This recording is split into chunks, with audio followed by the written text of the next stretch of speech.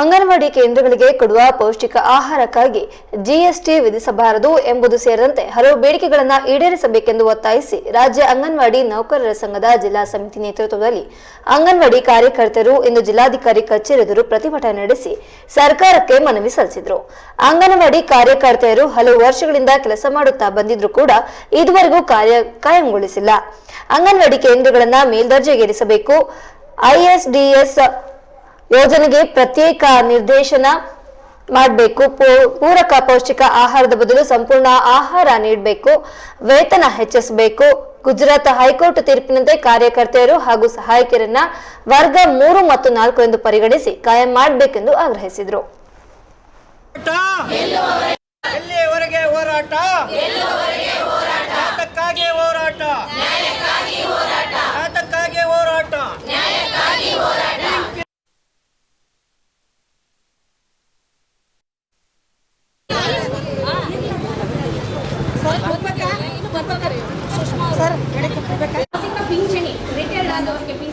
Thirthahalli taluk CITU ಸಂಘಟನೆಯ ಕಾರ್ಯದರ್ಶಿಯಾಗಿ ಕೆಲಸ ಮಾಡ್ತಾ ಇದ್ದೇನೆ.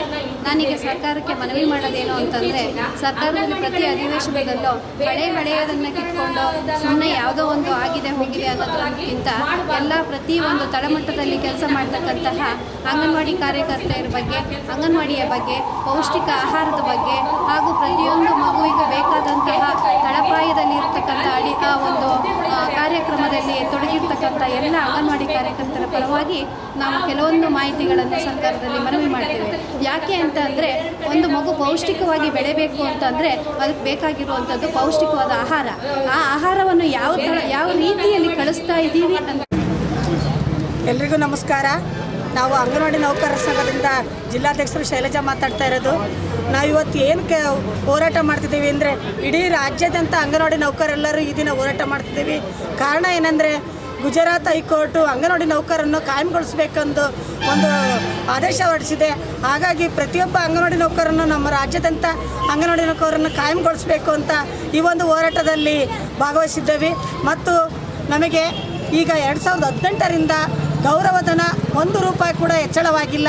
ಶೀಘ್ರವೇ ಸರ್ಕಾರ ನಮಗೆ ಅಂಗನವಾಡಿ ನೌಕರರಿಗೆ 26,000 ಗೌರವಧನ ಹೆಚ್ಚಿಸಬೇಕು ಅಂತ ಈ ಸಂದರ್ಭದಲ್ಲಿ ಕೇಳ್ತೀನಿ.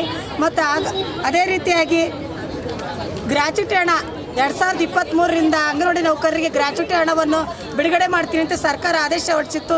ಇದುವರೆಗೂ ಕೂಡ ಗ್ರ್ಯಾಚ್ಯುಟಿ ಹಣವನ್ನು ಬಿಡುಗಡೆ ಮಾಡಿಲ್ಲ.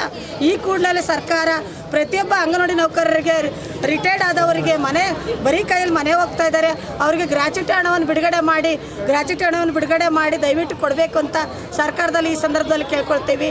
ಮತ್ತು ಪ್ರತಿ ಅಂಗನವಾಡಿ ನೌಕರರಿಗೆ 9:30ರಿಂದ 4 ಗಂಟೆವರೆಗೆ ಸಮಯದವರೆಗೆ ಕೆಲಸ ಮಾಡ್ತಿದ್ದೀವಿ. ಈಗ ನಮ್ಮ ಇಲಾಖೆ ಬಂದು ICDS ಇಲಾಖೆ ಬಂದು 50 ವರ್ಷಗಳಾಯಿತು. 50 ವರ್ಷಗಳಾದರೂ ಕೂಡ ನಮಗೆ ಬರುವಂಥ ಗೌರವಧನ ಕಾರ್ಯಕರ್ತರಿಗೆ 10,000 ರೂಪಾಯಿ, ಸಹಾಯಕಿಯರಿಗೆ 5,000 ರೂಪಾಯಿ. ಈಗಿನ ಬೆಲೆ ಏರಿಕೆ ತಕ್ಕಂಗೆ 10,000 ರೂಪಾಯಿದಿಂದ ನಾವು ಜೀವನ ನಡೆಸೋದು ತುಂಬ ಕಷ್ಟಕರವಾಗಿದೆ. ಹಾಗಾಗಿ ಸರ್ಕಾರಕ್ಕೆ ನಾವು ಕೇಳಿಕೊಳ್ಳೋದರೆಂದರೆ, ಅಂಗನವಾಡಿ ನೌಕರನ್ನು ಕಾಯಂಗೊಳಿಸುವವರೆಗೆ ನಮಗೆ 26,000 ರು ಅಂಗನವಾಡಿ ನೌಕರರಿಗೆ ಕನಿಷ್ಠ ವೇತನ ಜಾರಿ ಮಾಡಲಿ ಅಂತಂದೇಳಿ ಈ ಸಂದರ್ಭದಲ್ಲಿ ಹೇಳ್ತೀವಿ. ಮತ್ತು ಏನೇ ಗೌರವಧನ ಕೊಡಬೇಕಾದ್ರೂ ಕೂಡ 6 ತಿಂಗಳು 3 ತಿಂಗಳು ಆದರೂ ಗೌರವಧನ ನಮಗೆ ಸಿಗ್ತಾ ಇಲ್ಲ. ಪ್ರತಿ ತಿಂಗಳು 5ನೇ ತಾರೀಕಿನೊಳಗೆ ನಮ್ಮ ಗೌರವಧನ ಬಿಡುಗಡೆ ಮಾಡಬೇಕು ಅಂತ ಈ ಸಂದರ್ಭದಲ್ಲಿ ಕೇಳ್ತೀವಿ. ಮೊಟ್ಟೆ ಹಣ 3 ತಿಂಗಳು 6 ತಿಂಗಳಾದರೂ